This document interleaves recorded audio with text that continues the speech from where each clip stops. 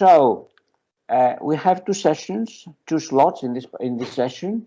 The first one is our first presenter is Martha Gibson, and I will introduce briefly Martha.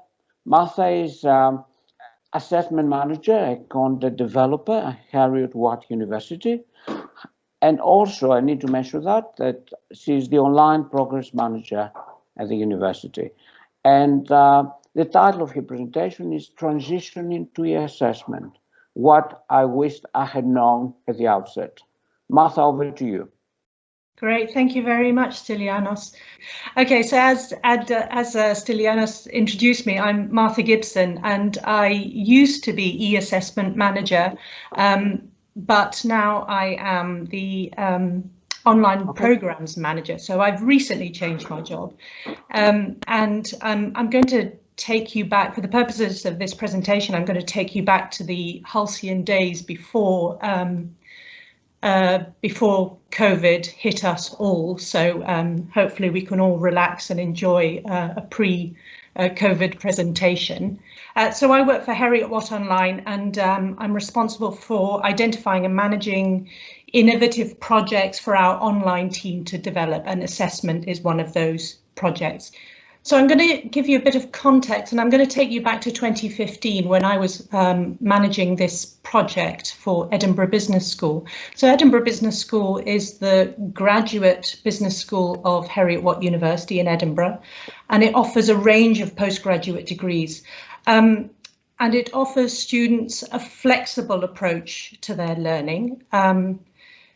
Students can study through one of the learning partners around the world, and at that time there were 24 learning partners around the world.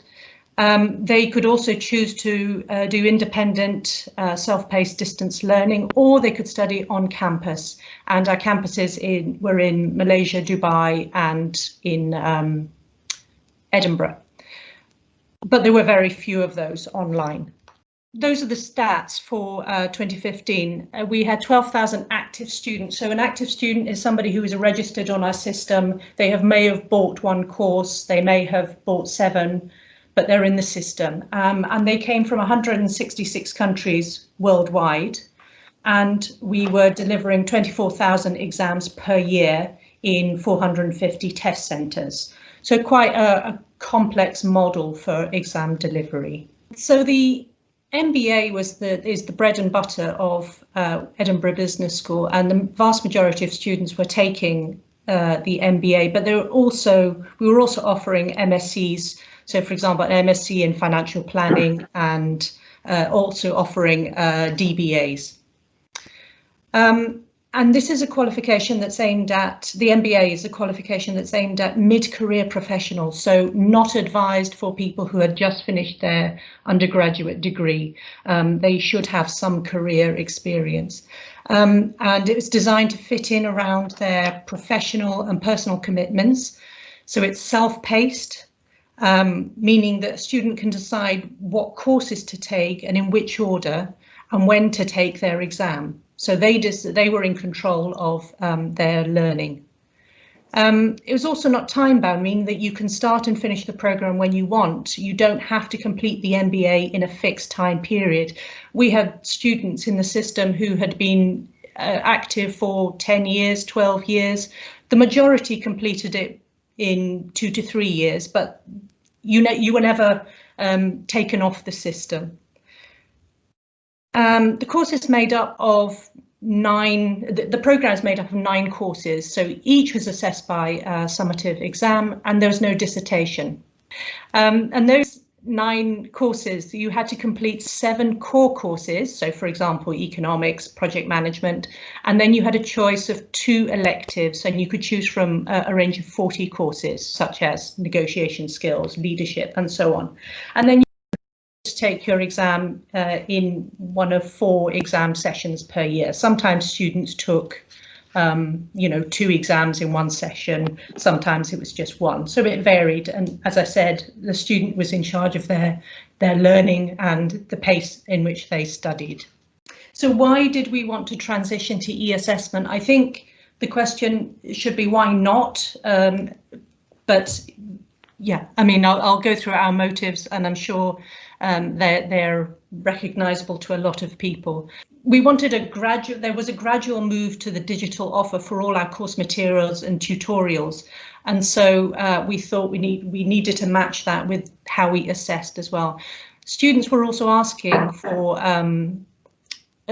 e-assessment because they worked on a computer all day. They may have studied online, and therefore they wanted to take their exam online too.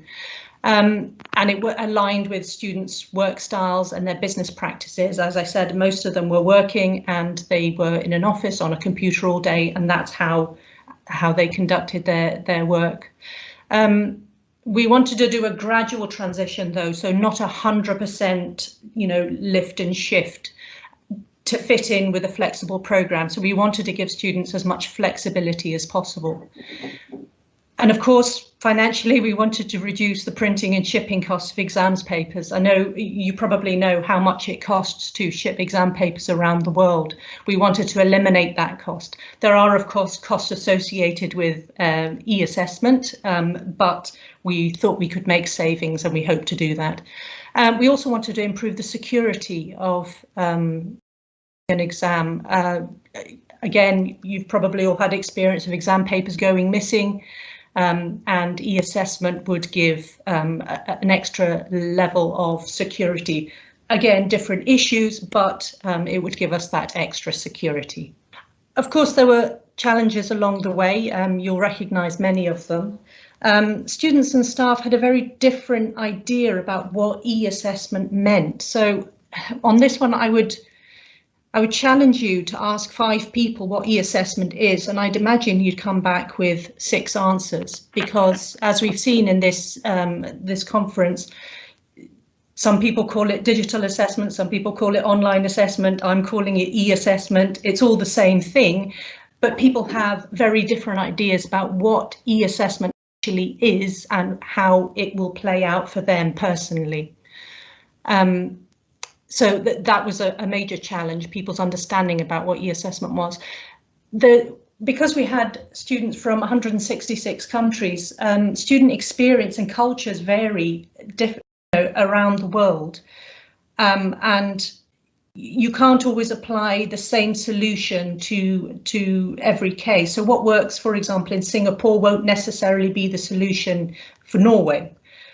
Our test centre network, which we were using to deliver our pen and paper exams, and they were doing it very well. They were highly skilled and experienced at it. We were now asking them to offer e-assessment facilities as well. So, the hardware and software setup, connectivity, and so on. And their ability and their readiness for this also varied greatly. And rather than taking the opportunity to refresh our assessment approach to accommodate e-assessment, we took existing content, so existing exam content, and we put it onto the assessment platform, which created many issues and challenges. Some courses couldn't be assessed by e-assessment. So, for example, economics, which is one of our core courses, we couldn't put it on e-assessment because it requires students to draw diagrams, and we didn't have a drawing tool on the assessment platform that we had at that time. So, that's a whole subject that cannot be replicated online. So that kind of direct shift was very problematic. And of course, the usual technical issues, connectivity, things are not going to go right 100% of the time. Computers crash, they freeze, sometimes they just don't do what you want, and there's no way you can guarantee for that, and there's no way that you can provide 100% satisfaction on that aspect. So I'm going to show you some of the comments that students made about these challenges. So here's what some students said about these challenges. I've color-coded them because they kind of fall into the same category. So those first 2, the Zambian student saying that it's a high-stakes exam, they've always done it pen and paper, they want to complete it in the way that is familiar to them. The Greek student also, Even though I use a computer all day at work, I haven't taken an exam on a computer and I want to stick to what is familiar. You know, it's high stakes. It's really important to them that they do win the exam. So they don't need the added anxiety of trying a completely different way of completing their exam. They want to stick to what's familiar. And then the next two are comments about their perception of e-assessment. So this Indian student is saying, assuming that e-assessment means MCQ, multiple choice questions. So that means the value of the exam goes down and therefore they think it's a different exam. So if they took the pen and paper exam in project management, for example, it would be different content for the e-assessment version of that. And in fact, it wasn't, it was exactly the same. So that's an example of how their understanding of what e-assessment would be. And then the Swedish student thought that they could sit, type their exam, and then immediately that they would get their grade right at the end of the exam, which you can do for objective tests, but you can't do for subjective tests like an essay. So again, another different perception about what e-assessment actually is. Then this South African student, this is a question of logistics of the test centre. How can you possibly concentrate when you've got people tapping away on a keyboard all around you? Yes, good point. I don't think I would be able to concentrate either. And then the final two are about that cultural difference and that variety around the world. The Bangladeshi is saying just because it works in the UK doesn't mean that we have the same experience. So that needs to be examined a little bit. That needs to be thought out very carefully. And the Mauritian student, even though you have a computer in your job and you're in an office all day, not everyone has that computer at home to study and to practice. So there's lots of challenges that were coming from the students. However, we deemed the project a success, and I won't go into how we measured the success, but these were some of the overarching results. There was a successful transition for most of the courses in most of the test centres.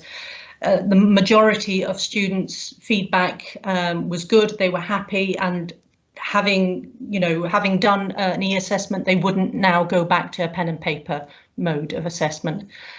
Faculty were really happy. They enjoyed the benefits of marking e-assessment. It meant that they could start marking immediately that the exam was finished. They didn't have to wait for DHL to ship the papers back, and that would take 2 weeks. And they could start their calibration exercise immediately. They could also mark wherever they wanted. So they logged on at home, in their office, wherever they wanted to. And the uptake of e-assessment increased every exam session. So project success. So here is the title of my presentation. What do I wish I'd known before I started on this project? First of all, I wish I had defined what e-assessment meant in the Edinburgh Business School context and communicated this clearly and often. We did have a definition for it, of course, what we, defined e-assessment for the Edinburgh Business School programme, but it could have been more clearly communicated, I think. I wish I'd done more research on local context, how e-assessment would be received across the many countries, and I wish I'd collected that data on what students and staff assumed would happen, so that I could iron out most of the issues before they came to light. I wish I'd spoken to more of my colleagues and peers in higher education in the UK network to learn from their experiences and gather ideas for good practice. So this kind of conference is extremely useful, where people share their experiences and we can all benefit from that. So I wish I'd done a lot more research and spoken to colleagues and peers in that forum. And I wish I'd understood better about the test centres and their challenges. And they all had their own management plans, of course, and I wish I'd known more about what that involved. Now test centres are much more ready to deliver e-assessment, but in 2015 it was that bit more challenging. And also, you can never communicate too much, you can never train too much, and you can never provide enough practice. So I wish I'd done much more of that, and on demand as well. What would I have done differently? This is just a bit of a lessons learnt. As I said, I could have carried out much more research. I could have clearly defined that EBS understanding of e-assessment. I could have spoken to a wider range of stakeholders, and I could have communicated the project aims more consistently and frequently. However, if I had my time over again, what would I have done? For me, this is a biggie, because I may have the opportunity to do this in my new job and for Heriot-Watt University. So what would I do if I could start from scratch? What are the key aspects that I would change? I would use a hybrid model of remote invigilation and test centres to reach a wider audience and make it easier and more convenient for students. I think remote invigilation has a huge number of opportunities for us, given that we have students around the world. Really, remote invigilation should be, a basic offer that we can give them, so they don't have to go to a test centre. They can take it at home, or they can take it in their office. We offered students the choice of whether they wanted to take pen and paper or e-assessment. If I had my time again, I would remove that choice, or I would phase it out much more quickly, because the cost of running two systems in parallel is ridiculous. It's a huge amount of money, and it's a huge amount of risk as well. And also I would take, as I said, we had the existing exam content and we just put it into an e-assessment system. But this time I would take the opportunity to look at a root and branch refresh of how assessment is designed. And I was particularly interested in the conversations earlier about why are we still taking exams, and that would be the opportunity to look at how we assess, summatively assess our programs. So I would take the opportunity to look at the academic side of designing assessment with e-assessment in mind as the mode. So thank you very much for listening. I hope you've learned something from it. I've just got a few next steps for you. Join the e-assessment association. There are plenty of higher education colleagues in that forum. It's free, so you can join that, and it's incredibly useful. I'm on the board of the e-assessment association. We also have an awards program every year, so please do join. It's incredibly useful. Contact me, talk to me. I'm very happy to talk about e-assessment. I think Linda knows that. So please, if you would like to get in touch with me, do so. And link with me on LinkedIn or Twitter, or just email me. I'm happy to talk about it. I'm happy to help out. I'm happy to share stories. I think what we need to do more of is share good practice. This, as I said, this kind of conference is great because we learn an awful lot about others' experiences, and we're not having to reinvent the wheel every time. And talk to your peers, talk to your colleagues, find out what everybody else is doing. So let's gather those examples of good practice. Thanks very much. Thanks, Martha. Thanks for your fascinating presentation. I think we have some time for questions. So one thing we will do is we'll pick some of the, I don't know if you had any chance to look at the discussions, the chat that appears in the chat box on the right-hand side of the screen. I picked some issues and some discussions there that I think we would appreciate your feedback. I have one question, and also I think we need to open the floor to anybody who would like to ask a question live. So shall we start with my question? I think an interesting point you touched on is about cost saving. So can you elaborate a bit about that? What kind of cost saving advantages the move to online assessment, to digital assessment provide? Simon Walker was saying that we need to be careful about the terms we are using. So is there a difference between digital assessment and online assessment? And yeah, it's a good point. Over to you, Martha.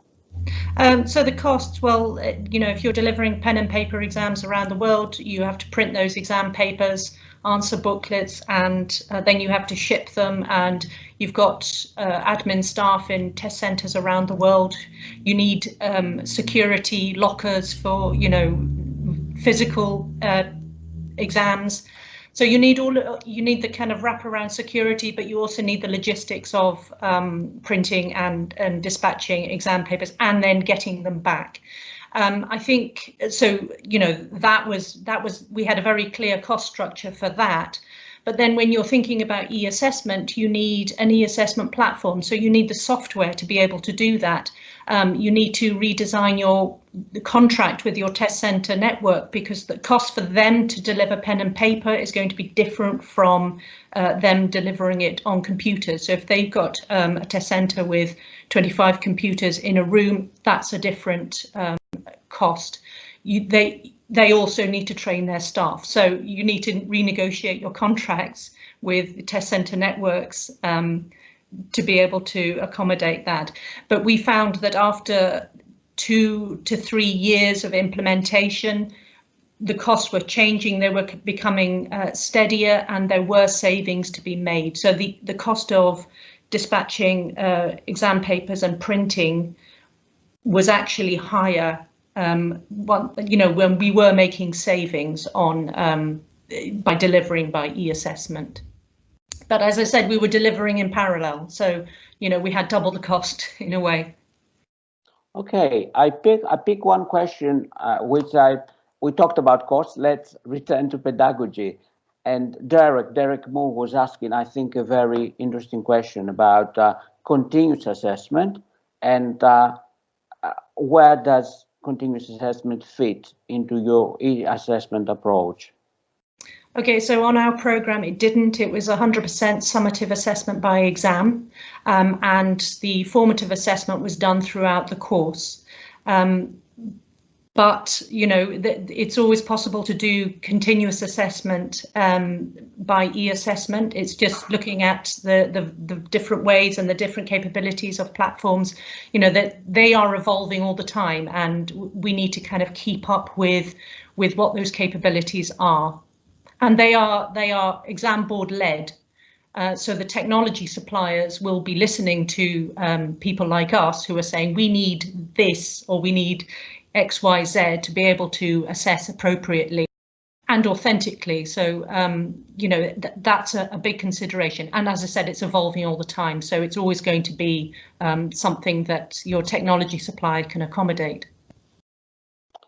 Okay, thank you very much. I think we need to open the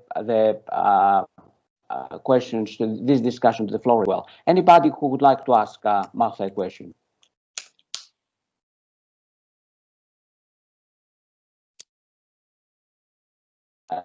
Okay, I will go back and pick some of the. Linda has one question. Linda, over to you. Thanks, Martha. Fascinating. We were talking to you before it all happened, before COVID, about drawing on your experiences as we prepared for some fairly small scale pilots, and of course then the University of London was plunged into 110,000 exams online.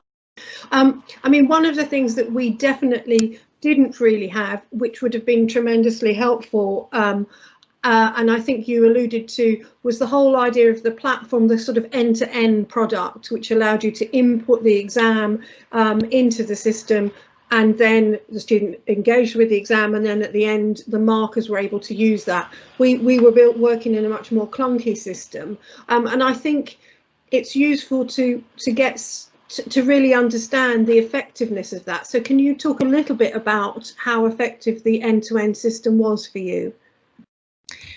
Yeah, I mean, I think it's important to say up front that no system is going to be at 100% perfect match for your needs.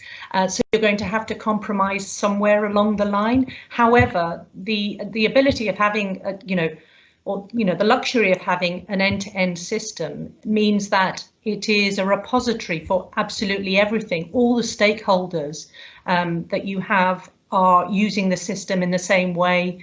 It provides security. So having everything in one place, I think this is one example with having all your eggs in the basket is a good one. So I think it's to have one system. You can, of course, bolt on, additional systems. So I referred to the remote invigilation. That would be a bolt-on system that you would have to add into that end-to-end, and equally Turnitin can be bolted on. But generally, if 90% of what you need is in one platform, it's ideal. And as I said, it's not the one that you go for is not going to be 100% match, but you can probably find pretty much most of what you need from one platform. Okay, thank you very much, Martha. Also, I think somebody in the audience wanted some clarification on the difference between remote invigilation and proctoring. Okay, so invigilation and proctoring are the same thing. Proctoring is an American term, and invigilation is what we use in the UK and Europe, but they're exactly the same thing. Remote invigilation just means that you are, if I'm a student, I'm at home, I'm taking my exam, I have the invigilator on camera in the corner of my screen, and they are invigilating or proctoring my exam as I take it. Okay, great. Thank you for this. And in the beginning of your talk, there was quite a lot of discussion generated by your comments, your reference to some of the disciplines, that in some of the disciplines, particularly STEM, I think related, there were some issues about people using formulae, for instance, in maths or physics or science or whatever. And some people linked it to online assessment and designing appropriate online assessment rather than restricting our students, putting constraints in terms of the technology that people need to be familiar with. How do you deal with this kind of disciplines? Did people have to use particular software in order to answer the exams, or they could do what somebody else mentioned, is work on a piece of paper and upload their answers, scan and upload their answers to the system? Yes, we tried all of those different ways and more, because the platform that we were using, it didn't have that drawing tool. It did have formula, so we could use formula in finance exams and economics and so on, but we didn't have that drawing tool, which was the big issue. And so we had students drawing it on paper, and then it was scanned and sent to us as part of their exam, which is very fiddly when 450 exam centres emailing you a scanned piece that needs to be matched with a student's exam. That's logistically, it's not practical long term. But we then, the assessment platform that we were using, then they devised a drawing tool for us, so that became part of the system. And so it was a gradual kind of improvement process, so improving on the assessment platform. But the big issue that really kind of niggled me all the way through is that you want to stay true to how a subject is assessed. So you want to, the economics professor, for example, needs to be able to assess the way that they want to assess their subject. And so the technology that you use should not compromise that in any way. We had to make small compromises at the beginning, but you absolutely shouldn't be, the tail shouldn't be wagging the dog. It should be the other way around. So you absolutely need to think about authentic assessment in that respect. That's a good point. This part of the session, and I think you made very important about the technology being the enabler and not the driver, as Marian mentioned as well in the morning. And I think that's a very important message to keep in mind when designing assessment practice in an online environment. Thanks very much, Martha. Thank you. Simon and is Norbert with us as well? Yes, I am, Stylianos. Before you both start, I need to present you. I need to start the presentation and say we are very happy to have you both here, and I need to say that Vice Provost, Digital Education at UCL, and also a Professor of Education. Simon Walker is the academic lead at the UCL Arena Center for Research-Based Education, and he's a Professor of Educational Development. And they have a very, very interesting title to the talk today. It's about dynamic responses to assessment in times. So Norbert, over to you. Thank you very much, Stylianos. What we're going to try and do in the allotted time is to give you an overview of the activities that UCL has been undertaking, not just in the last 6 to 9 months, but also prior to COVID in relation to assessment. Of course, the sort of reference to this being a dynamic process does of course refer to the fact that we are finding ourselves exposed to very challenging and ever-changing external circumstances, which we are trying to respond to institutionally in a way that satisfies our academic staff and enables them to realize their aspirations around assessment and of course to support the student experience and enables our students, even in the current climate, to demonstrate their knowledge, their skills, their understanding, and really offer them the opportunity to show what they're able to do in that context. So in order to contextualize our presentation about the actual practical activities that we undertook, which Simon is going to talk about in a moment, we thought it would be quite helpful to say just a little bit about UCL. To give you the context. So clearly UCL is a world-leading research-intensive multi-faculty university. It's got a combined staff and student body of around 58,000. We offer somewhere in the region of 1,000 plus named programs. I think in any one year we offer somewhere in the region of 6,000 modules, each of which can have more than one assessment component. We cater for a highly international student body, which historically has tended to study face-to-face and on campus.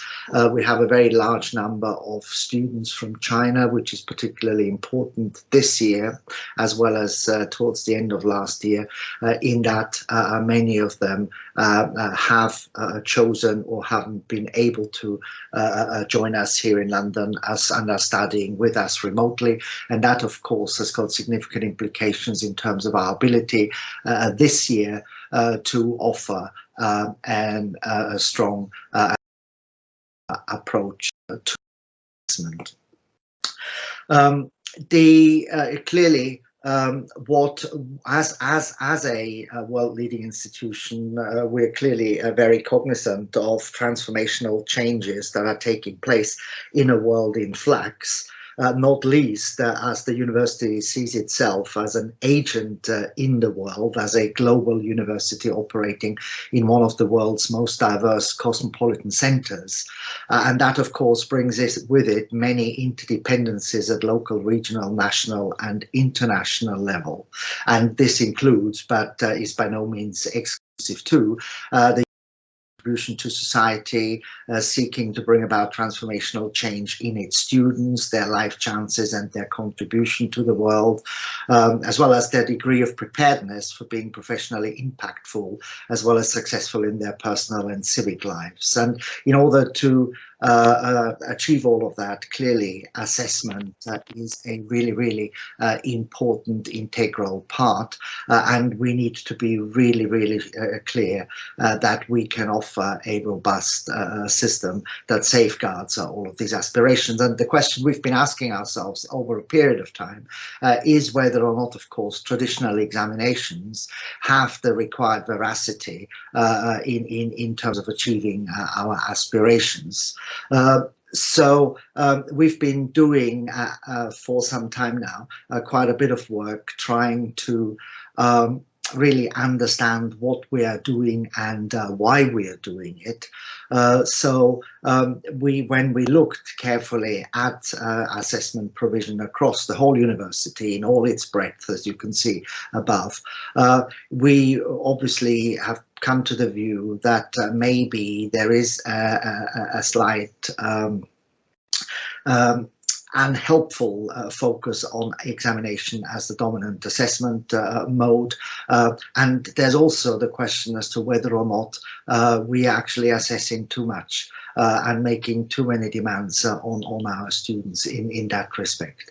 And so we are looking how we can strengthen further the student experience in terms of face validity of assessment, its perceived fairness and integrity, as well as its fitness for purpose, and importantly also judging by the feedback that we're continuously getting through NSS and PTIS and so forth, the effectiveness and timeliness of feedback. So what we're going to present here today is not just a response to a crisis, but is a careful deliberation on how, as an institution, we should be moving forward strategically. And technology, of course, we see as an absolutely integral part of our response as an enabler, but we are very clear that our approach needs to be academic-led, it needs to be pedagogically driven, and that's what we see, Simon and I hope, Simon, I speak for you as well, as our university sort of role. So in particular, that means that as we invest in functionality to enable assessment at a distance remotely, given that reflects the behavior of our students, we need to make sure that we can cater for the breadth of provision that the university offers, and also the attendant domain-specific assessment requirements of those programs.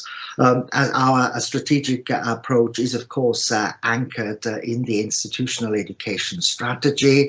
It has been preceded by some significant amount of work on our academic regulations and a very deliberate focus on our part to really do two things: to agree a set of principles of assessment that underpin everything we do, and a pedagogy that is again accepted across the university, which we are calling connected learning, and will hopefully provide for our students, who we conceptualize as connected learners.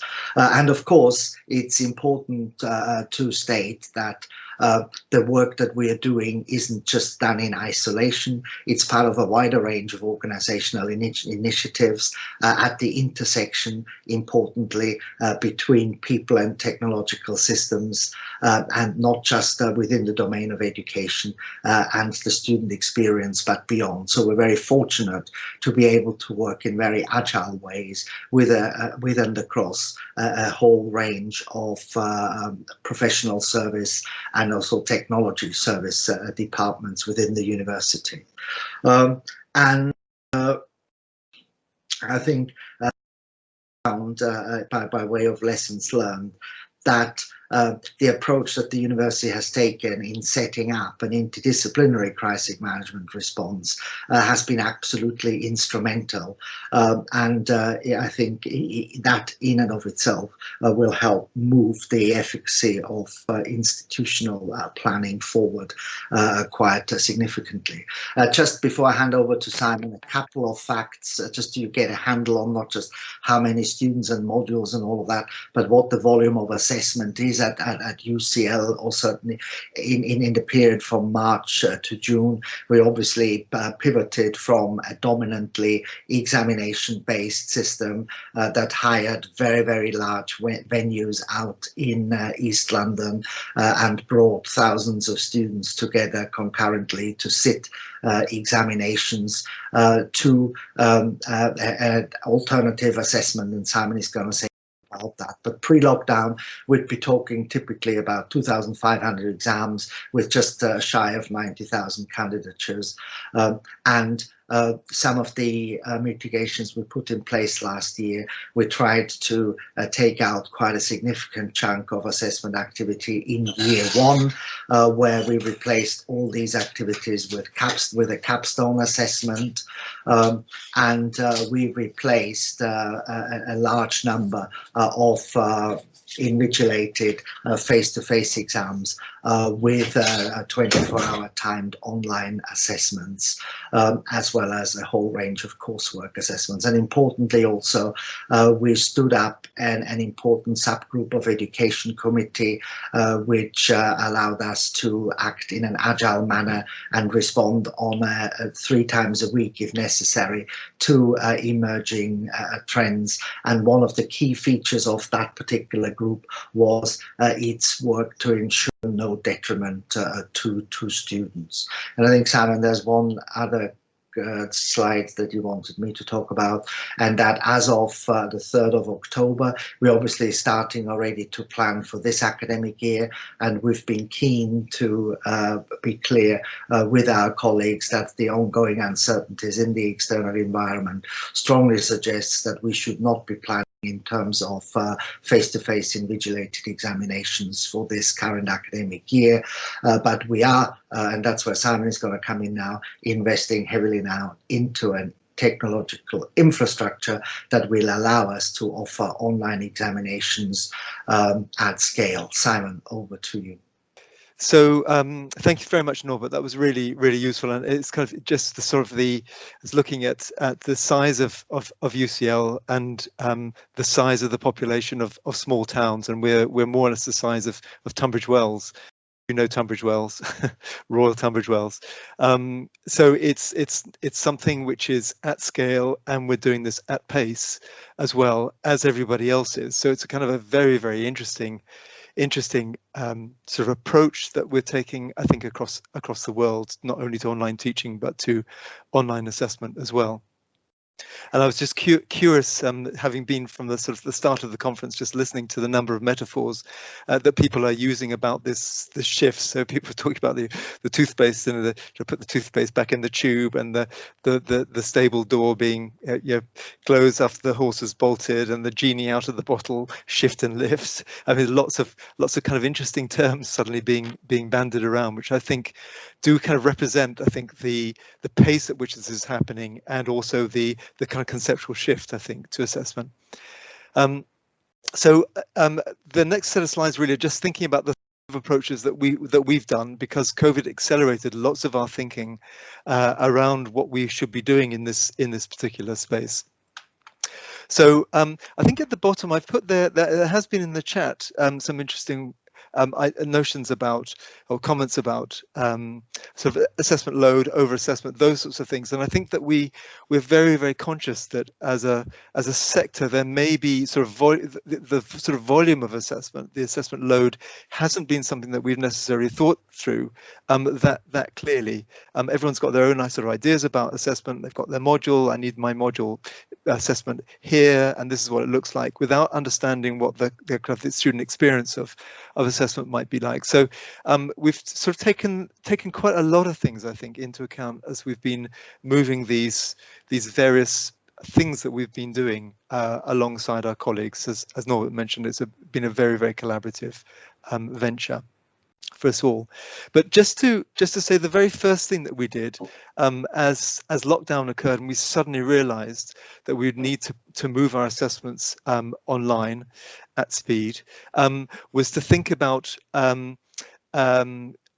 alternative assessments for the following year. Really, I mean, we did convert. We stopped all first year assessments. We had a capstone instead, replaced that with a capstone, and then we went for 24-hour open book with very, very few timed assessments. But thinking through what do alternative assessments look like?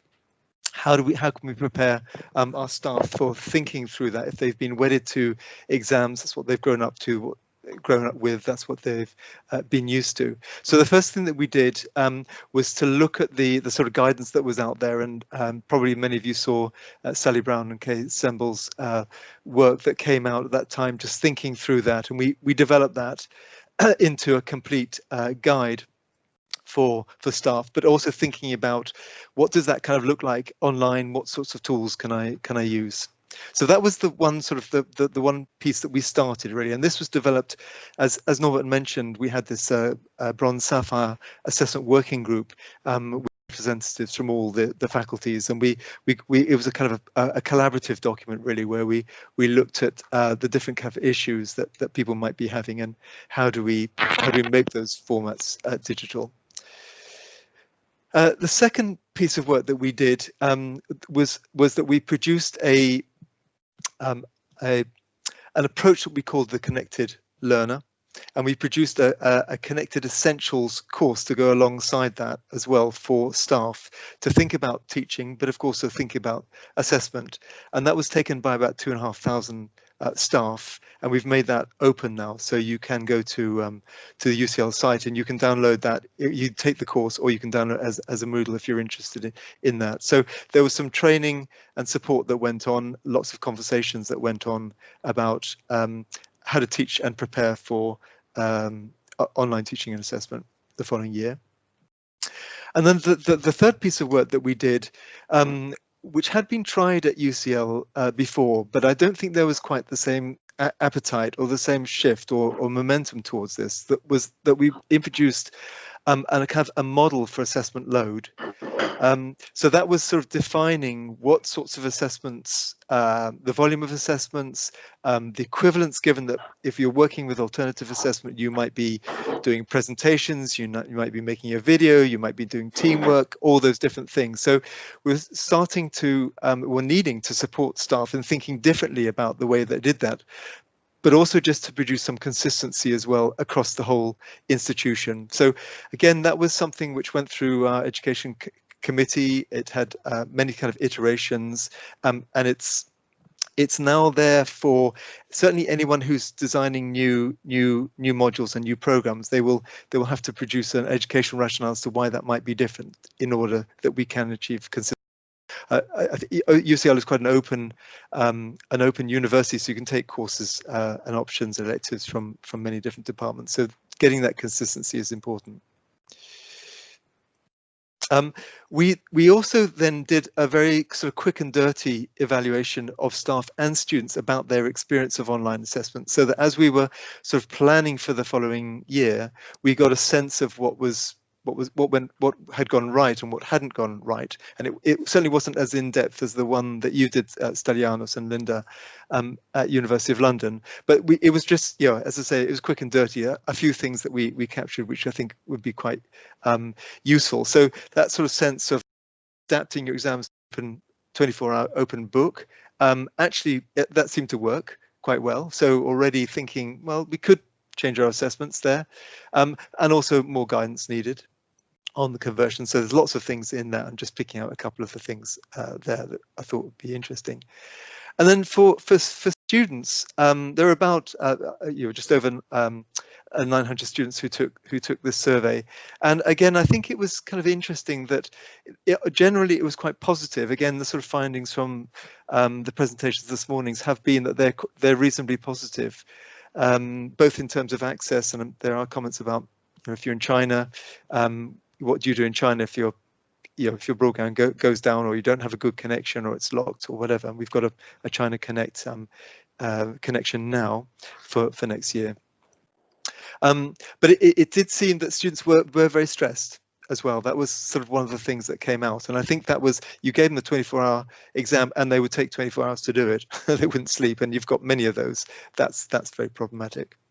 So taking all that sort of together, the final thing that we did, which I'll speak to for the rest really of this presentation, is thinking about a digital assessment platform. So I know many of you have already got digital assessment platforms. We didn't. We use Moodle. We've got, I think, certainly the biggest Moodle in the UK, and we really built that Moodle actually in order to cope with online learning and assessment this year. But we want really to have a dedicated assessment platform, which is different to Moodle. So there may be learning activities that you do on Moodle, which provide some feedback or some formative activities, but actually our main platform for assessment will be different. And these are the sorts of things that we really wanted. So we wanted something that was going to support the entire assessment cycle through from design to authoring in many different languages, that could cope with science, computing, art, humanities, etc.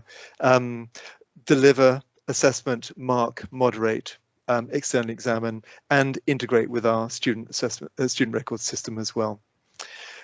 So we had a strong vision, and we then turned that into a kind of a UCL requirements gathering, and we did it very rapidly. Within 5 months, we've gone through a request for information from all the providers that we could find that we thought were useful.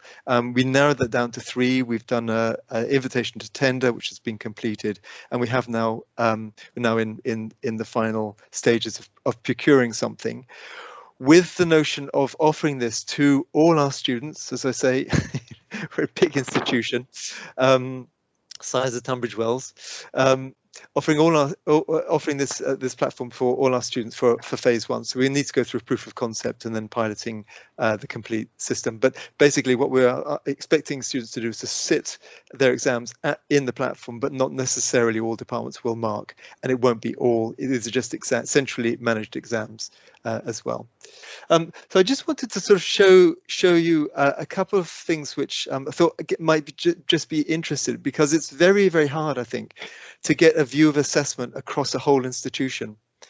You know, when you've got such a large institution such as UCL, you know, and some of your institutions I know are equally large. You know, what does kind of you've got NSS, but actually what does that kind of mean, and what does that kind of look like at an institutional level? And one of the pieces of work I did in a previous institution where we used a methodology called TESTA was it's a very sort of deep dive analysis of assessment and feedback. And you get a sort of sense of what's not only in the program, but when you add up the sort of recommendations you're making, you can get a view of what at institutional level. And in terms of just adopting a platform, the major thing always, every year, this is over 5 years, but every year, the sort of clarity of goals and standards would come up into place. So students don't necessarily know what it is that we're looking for, how to achieve, how to get the best kind of results, even though we put lots of this information about assessment there. But it only seems to me that actually by doing the assessment with students, engaging them in formative assessments, working with students with marking criteria rubrics, that we get that. So I think, again, thinking about an assessment platform, those things are very important. It's the kind of the communication, it's the way in which those things are structured, which are very important. Obviously, things like the program design. So, you know, again, in the comments, in previous presentations, that's come up about thinking about how we design assessment really effectively, or constructive alignment, or well, it's thinking through, you know, very carefully what you're actually expecting students to do and where those assessments lie. I won't go down through all the list, but I think the sort of timeless of feedback is something very well reported in UK NSS, and we're hoping that this is going to improve a lot of things. It's going to streamline a lot of things. So our next steps really then are to procure the platform. We then need to do a huge piece of work on staff and student engagement. And to do that, we set up again, at speed, rapidly, we set up a series of working governance groups where we're looking at the sort of proof of concept, thinking about all the things that we need in terms of the sort of business processes that we've got now and how they differ we have an academic manual, but still there are processes which differ, which the academic manual allows. We're concerned to, again, it's the, the tail wagging the dog. We don't want that. We need to get all these things in place so that we can kind of hit the ground running in a way which is going to really help our colleagues who are already, I know, feeling really overwhelmed by everything that's happened and the way in which they're having to deal with things. So I think that's probably my lot. Yeah, that's the end.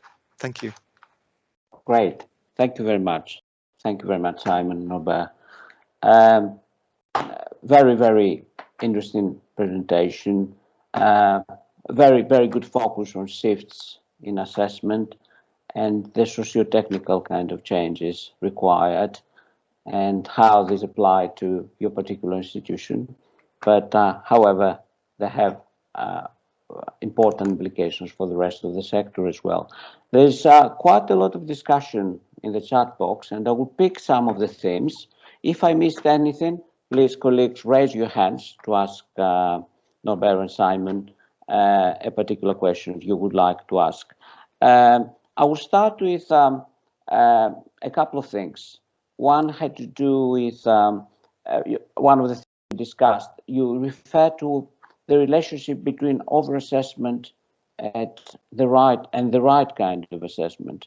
And I think that's a very, very pertinent discussion for some time now, but also in the context of what's happening now with the pandemic and how we assess people. Do you see there is a close relationship between the two? For instance, my own question would be, are we over-assessing because we do not have in place, we are not designing the right kind of assessments for our students? Norbert, do you want to say this or do you want me to take it? I'm very happy to chip in, Simon. You kick off. Okay. Yeah, it's been it's been something which has been really, really bothering me for many years, I think. And one of the things that I've done is I've produced this kind of software which is we call it the chart at UCL, and it visualizes assessment. So if you know when your assessment dates are, you can put the assessment dates in the type of assessment, and then it plays the assessment out, and it's very, very interesting when to have that conversation with a program team to say, look, this is what your assessment looks like. And often you'll get very large red dots coming down, where there's some real sort of bunching of assessment and no formative assessment, for example. And you're thinking, well, how do students kind of make sense of this? So they suddenly sort of put in at the deep end high stakes exams, very stressful exams, even though we know some students like assessment, but it can lead to some behaviors, I suppose. So one of the things that we did on our assessment load model was that that was also accompanied by a set of principles. And one of the things that we did was to really try to privilege formative assessment. We think, I mean, talking to colleagues across the sector across the world, really, is that there may be a view, sort of anecdotally, there may be a view that we only think students will work for credit, and therefore we have to make everything summative. And the things that were formative at one time became summative. So we ended up with lots and lots of summative, and the sort of volume of assessment in some places, not all, can be very, very high. So one of the principles in the assessment load model was to try and sort of promote formative assessment as much as possible, but also design it in so that we're calling this sort of gateway formative assessment, which is where you've got there's a way into summative assessments through the formative. So if you've got really well designed formative assessment, doesn't lead to credit. Students can experiment, they can take risks at it, but actually it may be key to doing the summative work. Lots of sort of examples. I mean, I suppose the basic example would be a mock exam. But I think there are lots and lots of other really, really interesting, very creative examples, which are not just, do the same, but in a live situation. These are kind of other sorts of activities that you might do in order to understand what that summative assessment is. And you might get marked against a rubric and marking criteria. But Norbert, I'll hand over to you. I think maybe the one thing to add is, of course, that our work across the university hasn't just focused on assessment, but more broadly on what you might call the professionalization of teaching. And obviously, in that process, there would have been many more opportunities for colleagues to problematize issues around assessment and recognize its integral part to the teaching and learning process, as opposed to more being what might have happened traditionally, more viewed as a bolt-on. And so in that sense, I think we've had opportunities with under the current education strategy, which is now coming to an end, to really focus on these pedagogical conversations with colleagues, which has been really, really great. And of course, it is also, I think, linked to, you know, the sort of cart driving the horse to some extent, in that historically as an institution we haven't been able to provide an infrastructure that makes it easy for colleagues to use a diverse range of assessment approaches. And so that's what we're trying to do now. I think colleagues out there are really interested. I've had a number of emails from colleagues who are really interested in looking at their assessment approaches again. And one of the examples of initiatives that we've had is we've been investing in a little bit of funding in bringing students on board and working as change makers, as champions of pedagogical change with academic colleagues. And so been able to work in partnership with students much more to bring what Simon mentioned earlier on to the fore, which is how it feels from the student perspective. And I think all these things together have sort of laid the foundations to where we are now. Okay, great. Thank you very much. And I think another thread in those charts, in this chart, was about what you discussed. The transition or the coexistence between delivery and innovation. And I think your talk, your presentations have important aspects on that. And I think a relevant comment to that, and I would like your views on that as well, from this chat is, first of all, there are some tools you talked about in terms of technology. There is the digital platform, digital assessment platform, and also there's the assessment load models that they seem to, both of these seem to be interested to the audience. And one of the questions is, are you thinking of open sourcing, for instance, some of this, for instance, the assessment platform, so other people can share and see what you have designed? Yeah, the assessment platform is not, it won't be open source. I don't think I can tell you which one we've procured, but it's definitely expensive and it's not open source. Right. But I think I made a reference to our Connected Essentials course, which is open source. I mean, you can do it either through our Extend program, or you can download a copy of the Moodle course itself and run it on your own Moodle if that would be of interest to you. And basically that's just supporting staff through the processes of going online and supporting students and assessment, things like that. I think what was, I suppose, just a quick comment about the procurement of the platforms, that we had a very we've got quite a big team. I mean, it's a collaborative project between our information services, the faculties, a number of central teams, and I think we all understood that we have different sort of needs for those things, and so it's so important to come together, I think, and have conversations about what those needs are. We use this sort of Moscow, which again is familiar to the acronym. We all must have, should have, ought to have, and would like to have, and so we phased it. Right. So whilst we want, all the kind of musts have got to be in that kind of phase one, we will then be looking at the following year, the other things that we want. And we know that maybe there will be we will need to procure other platforms as well. But I think for us, from feeling possibly that we were behind the curve, I think now we've made sort of huge, great steps. And again, thinking that actually this is, lots of issues around the pandemic, but actually in terms of assessment, I think that COVID has kind of accelerated our thinking around that. And, the genie is out of the bottle, I think, and people have experienced different ways of assessing, and they've actually, maybe there's something, we don't need to go back to the way we were doing. And if I can add something there, Stylianos, I think it's really, really important to stress that, of course, technology is a really, really important ingredient in success in this space. But I think we're also convinced that having adequate staff resource to support the sort of often, boundless energy that colleagues bring, and the desire for that they come.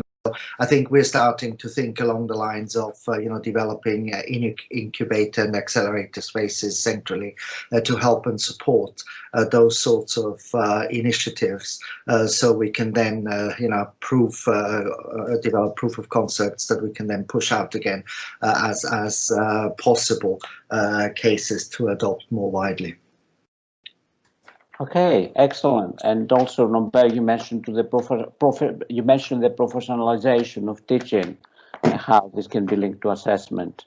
And I guess an important consideration is, correct me if I'm wrong, how you create these links between this professionalization of teaching in relation to assessment, and how this is linked to institutional assessment strategies. So there's no disparity between the two. And I think, as Simon has tried to stress in the talk, it's the notion of partnership between academic, between professional service, and between technical staff that I think works exceptionally well at UCL. And it through bringing people together and working with each other, rather than developing something centrally and imposing it to the university, that we're hoping to bring about sustainable and lasting and scalable change. Okay, and I think that's a very powerful message to finish with this this session. Thank you very much, both. Thanks a lot. Thank you very much. Really appreciate it. We have a plenary as indicated in the chat at 1 o'clock. It's only 15 minutes, and we are very, very happy to see you there. Please join us there.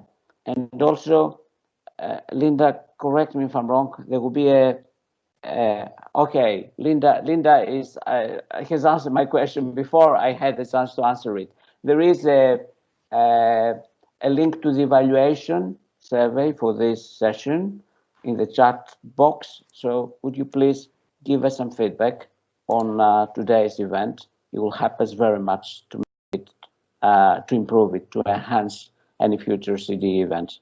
Thank you very much. See you in the plenary. Thank you, colleagues. Thank you, presenters, and thank you, Stylianos, for chairing this event. Thank you, colleagues, for joining us. Please do join us at the plenary, and then you'll deserve a good lunch. Thank you.